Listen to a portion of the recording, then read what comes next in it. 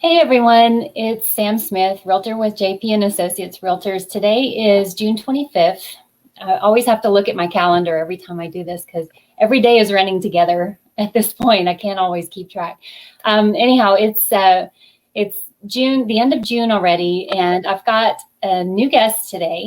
Her name is Robin Cervantes, and she owns a business in Georgetown called Sanctuary Holistic Kitchen. And I have to admit, Robin, when I first found out about your business, I was kind of jealous in a way because you actually opened the same kind of business that I always kind of dreamed of having, and I always knew that Georgetown needed. So I'm excited to have you on this interview because I really want to find out more about you, more about your background. I was looking at your website, and you have just a long list of education, experience. You've been a chef. You've been, it says here you're the head master brewer of Kombucha at Sanctuary. So tell us a little bit more about you. So I have been sort of at the realm of Sanctuary Holistic Kitchen for the past 5 years, but it's definitely a culmination of many parts of my life. I started out in fitness and as a professional dancer and sort of meandered into holistic health when I started having some health problems. I used to do a lot of one-on-one coaching when I lived in New York, and that was sort of the scope of my practice as I was a counselor for others to make healthier choices in their lives, and I specialized in food sensitivities. And then when I had my little one, that sort of schedule didn't really work for me anymore, and so I needed to redirect my passions and creativity, and just really became passionate about educating others and helping others live a healthier lifestyle, maybe if they don't have the means to facilitate it themselves. And so I feel like I am like the master facilitator of so many different things, whether it's herbalism or food, or if you want to learn how to do something yourself. And so that's sort of what encompasses Sanctuary Holistic Kitchen.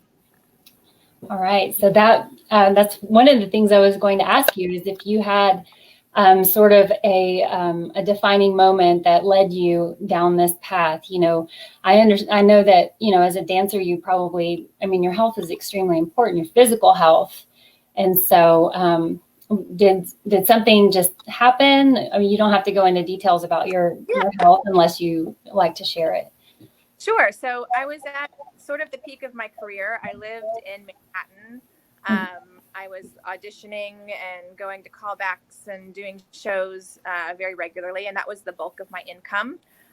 When I wasn't dancing, I was a personal trainer for post-rehab athletes. And so everything in my life was very physical.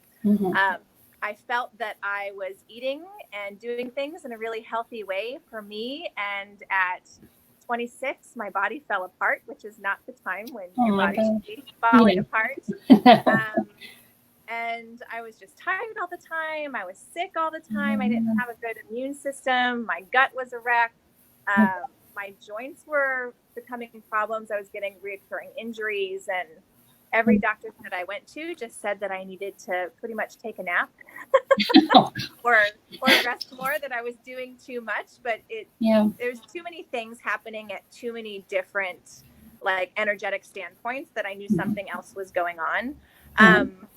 And so I sort of lived within that for about 3 or 4 years. And then I decided to go to school for holistic nutrition and do more of a food fix for my health and see if there was something going on there. I went to the Institute of Integrative Nutrition, which teaches over 100 different dietary theories, and tried a bunch of them on. And at the time that I was in the program, they had paired you up with an ambassador or somebody who had been through the program before, like a mentor. And the woman that I was paired up with specialized in food sensitivities. So when we had our first or second meeting, and I said, well, I've tried all of these things, and I'm still sort of falling apart, and I don't know what's going on. And she said, I think that you should really look into testing your food sensitivities, which we did. And when I got the results back for that, it came out that all of the healthy foods that I was eating, I was reacting to. And so it was things like Greek yogurt and walnuts and green beans and asparagus and eggs and all really healthy foods, but not for my body. And so it took about a year for me to remove those foods and see any sort of an improvement. And since then, I feel awesome.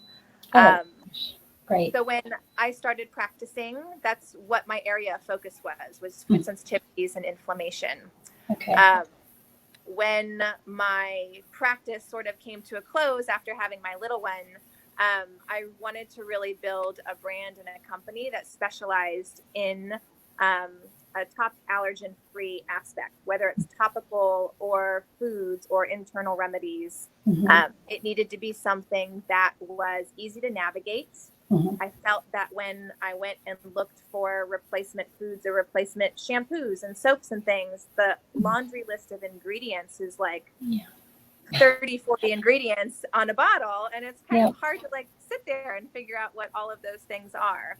And so at Sanctuary Holistic Kitchen, everything's top allergen free, but then everything is under 10 ingredients. And we all use food grade ingredients, even for our topical things. And so when somebody who has an allergy looks at the label, they're easily able to see what sort of ingredients are in there in 10 to 15 second read through.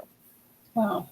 See, that's exactly. I mean, I hear you preaching to the choir here, because this is one of the things that is like so near and dear to my heart, because, you know how it is. I mean, we encounter people. I mean, I lived in New York too, and you do get a lot more exercise just because you're walking around and your life is just more physical. But then coming back to Texas, after I had my little one, I, just it struck me that so many of my peers, my friends, people in my family just were having all these health issues, and a lot of people were not getting exercise. They were not eating the right way. And like you said, you can even be thinking that you're eating the right way, but if it's not correct for your body, then it just doesn't matter. So you said you went through like a food sensitivity test. What kind of test is that? And is that something you can get done here in sort of the Central Texas area? Yes. So the food sensitivity testing is not something that you would get done at an allergist. It's not something that's usually covered by insurance because it's a more holistic approach. There are some naturopathic physicians that will offer it. It's called an IgG antibody test. And it's a delayed onset. So if somebody had a food allergy to peanuts or gluten or dairy, very immediately or shortly after eating the food, they would have a very obvious reaction. If it was hives or anaphylaxis or immediate gastric upset, something like that, it would be very apparent of what food that was. With food sensitivities, there's a delayed onset of anywhere from 4 to 20 days after you eat the food. And so even if you're super meticulous and you love to do a food journal, like that is your passion, it's really difficult to figure out what the foods are, because you would have to isolate each individual thing that you eat. And so the IgG antibody test is a finger prick test usually. It can also be a blood draw through the arm. And they'll test that with anywhere from 100 to 200 different foods that are the most common allergens. And it gives you a pretty obvious graph of what level of inflammation you have. I know there's several naturopathic physicians that offer it. I offer an at-home test kit that you can take home to do it yourself. And I act as like the liaison between the lab and the person doing the testing. Oh, okay. See, that's great to know, because that's another thing. It's just so hard to figure out, I know there are resources out there, but how do you know where to go? And so you have all this experience, you have this education and, personal experience that, it's great that people could know that they can contact you and, get some help with that. So then are you from Texas, or how did you get I'm not. No, I'm originally from Florida. I still consider myself a New Yorker. I lived there for so long, and it was such a big passion of my life living there. So I'll always be a New Yorker. Yeah. But I've been here in Texas for about a little over 5 years now, 5-6 years. Okay. Did you know anyone here? Is that why you came, or did you just? My brother-in-law lives here. He lives in Round Rock, and my husband has a lot of his family's in the military, and so he was getting ready to leave for a deployment and said, "Hey, you want to come take care of my house and my boys and my dogs and all of the things?" Oh, wow. And so we did that as to sort of try on like a new home, and really fell in love with it here. Very good. Yeah. Well, so did you just jump right into creating the sanctuary, or did you start the store and then start kind of like, how did the business evolve? Yeah, so there's been a bunch of different layers. So when I was doing health coaching in New York, I did some personal chef services that catered to people with very specific diets.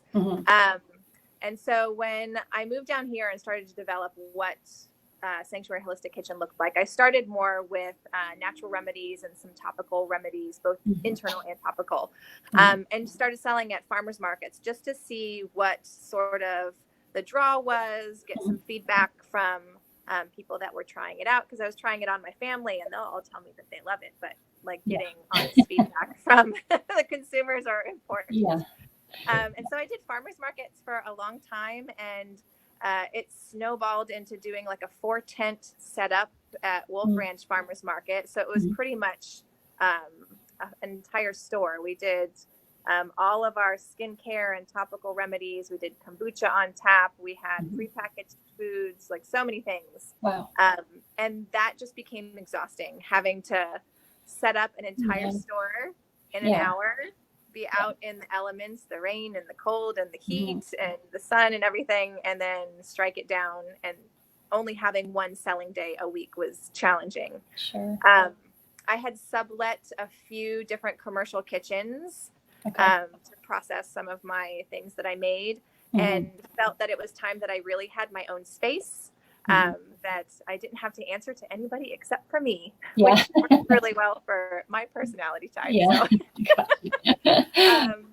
And so I looked for a space that was in Georgetown because I really loved it here and had a really nice client base. But I wanted to have a facility that I could also do some hands-on classes as well, because I love teaching. I love educating others and empowering others on how to live their best life. Yeah. And so up until COVID happened, we had a hands-on teaching kitchen here that was in our production kitchen. Okay. And so people can come in and they would learn things from like gluten-free meal planning to fermenting vegetables to how to brew kombucha. We did smudge bundle tying workshops, nice. and meditation practice. And so it was a whole scope of holistic modalities. Wow, very good. So that brings us to the current state of the state and how everything has changed so much. And I know actually I've been in the store once before, so, we just talked in passing, but I ordered some stuff from you and had curbside pickup a month ago, I guess. But, you were open, I think, for a little while, but I think you've closed back down, haven't you? Or how are you handling? We've been open the entire time. We're considered an essential business because we're a food manufacturer. We're also food retail. And so the scope of the business changed at the initial closures. I brought in tons of pasture raised animal proteins from local ranchers that needed to move their product to the markets. I brought in gluten-free bread and eggs and staples and things like that. I took most of our ingredient stock list and offered it for bulk because we make a lot of things with dried nuts and grains and all sorts of things. And we became a little bit of a top allergen-free grocery pickup. Okay. And so during the stay-at-home orders, we were doing curbside pickup. about a month ago, we opened our doors to single person in-store shopping with a mask on. Our store is the tiniest little space. Right. And so Yeah. that's the only way that we could do it, keeping social distancing. And then today we have gone back to curbside pickup, but we're still in operation. We still have our online ordering if you wanted to pre-order. I'm slowly moving my menus to the front windows because people like to sort of scroll more on something physical than on a screen. Yeah. We're still here. Well, and so as of today, you said you're all right. It's crazy. I don't know. Yes. So we're back to curbside, and for a bunch of reasons. It's I have my little one here with me all the time, and it's just to keep things moving in the right direction and being able to still get things to people safely. This is what we feel is working the best. Yeah, I think that's great. And your website has a lot of detail on it, and and I love your packaging. I love your logo and all that stuff. And the brown bottles they're comforting because they feel so natural in some ways. But one of the things that you were talking about is your events and classes. Since you can't do those in person anymore, are you trying to develop a new sort of model for doing that, or what are you doing in that front? So I felt that when we all went to stay-at-home orders and everybody was homeschooling from home and working in front of a Zoom meeting and all of those things, everybody was inundated with online access. And so in the beginning, we were trying to get some of our classes and try to get some of our teachers to offer up some free education videos and things like that. And it just felt like it was too much. Yeah. It was just too much screen time. It's too much screen time for us, too much screen time for everybody who want to hear what we have to say. Yeah. And so I really focused all of the energy on producing the best, cleanest products as possible and making things accessible to the community.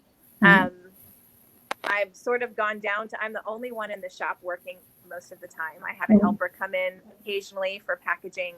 But other than that, it's me and my little one here. And so we have found a healthy balance as much as it can be to sort of keep things moving and keep the customers happy.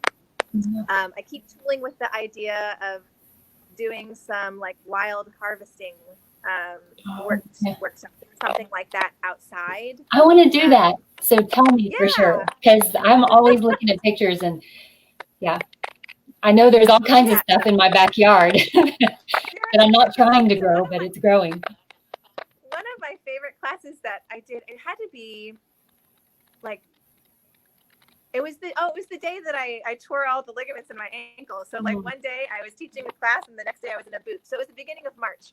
Okay. We did a wild edible class at Berry Springs Park. And it was one of my favorite things that I've done because it brought in all new faces. So there was a couple of faces that I recognized, but most of them were brand new. We just roamed around the park and showed them things that would be growing in their yard, and they got to harvest some, and I told them what to do with it when they went home to make like a little pesto for some soup or something like that. And it was so much fun. And so every time I see like one of the flower seasons start, I'm like, oh, maybe we should get out there and do like a bee balm class. Everybody can go to Lake Georgetown and pick some flowers, and I'll teach you what to do with it. Well, everyone started gardens apparently, like once they stayed at home. I mean, but that's the thing. I was looking around. We're in kind of a new neighborhood, and there's a lot of wild stuff growing. I know a lot of it is edible, but it's a matter of not knowing what to do with it. Yeah, one of the nice things that happened with all of the closures, because people were passionate about starting their own gardens and doing something at home and growing their own food, we partnered with one of the oldest organic growers in Georgetown and brought in tons of their plants. And so we were able to facilitate that for people too, to help them grow vegetables and medicinal plants and things like that. So yeah, good to know. Well, we're getting some feedback. I don't know if it's on my side or yours, but Is that? There we go. I might have fixed it. Oh. But, you know, this stuff is not perfect. We do what we can, right? So what was it? Oh, I know what I was going to ask you. I just bought some sunscreen at HEB today, and my daughter took it outside to use it, and then she texted me and she said, "Take this back, it's got poison in it." I was like, okay. So what do you recommend for sunscreen? I mean, it's summertime, and do you have something that you make in the store, or do you have anything? Yeah, so we don't make any sunscreen in our line yet. It's sort of been on my project board of something that I've wanted to do. But there are a couple different options. So something that you can find more easily at most stores, there's a brand called Alba, A-L-B-A. Oh, sure. Mm-hmm. And they are almost 100% natural. So like if you have to buy one at a store, like that's the safest bet to go. Okay. And it's actually the only one that works for me. I turn lobster red if I'm out in the sun without anything on. And so that is the only one that I can stay outside for hours, and it works really well. Okay. It's also great for sensitive skin. It's top allergen free and all of that. And that's the most easy, accessible one that you can find. We do carry a local crafted brand here called Stouter House. She is based out of Salado and makes like a barrier cream is what it's called, because unless you're FDA approved and tested, you cannot put sunscreen on there. So you kind of have to be creative when you're looking for small business produced sunscreens that might not always be called sunscreen. So always ask. But hers is called barrier cream, and it works really, really well. Okay. Wow. Very good to know. Yeah. Because I was like, great. I mean, you know what the labeling is like. I mean, I went on the shelf and I was like, okay, this one says it's blah, blah, blah free, like one of those chemicals you can't pronounce the name. And then, so I thought, well, maybe that's the better one to get. And then, of course, she reads more than I do, I guess, these days. And she was like, this is poison. So, all right. Well, I guess we could go ahead and wrap it up. I'm so glad that you were able to talk to me for a few minutes here. And I hope we have, questions once the video ends up on Facebook. I hope if anyone has any questions that they'll feel free to post in the comments and just let us know, how you can help, because I can tell that you are you have a very servant heart. You're giving because you see there's a void out there that people could probably fairly easily kind of make their life better, So, all right. Well, thank you so much for having me. Yeah, thank you. All right, if you'll hang on just for a second, I'm going to end this and we'll talk for a second afterwards. All right, thank you, everyone.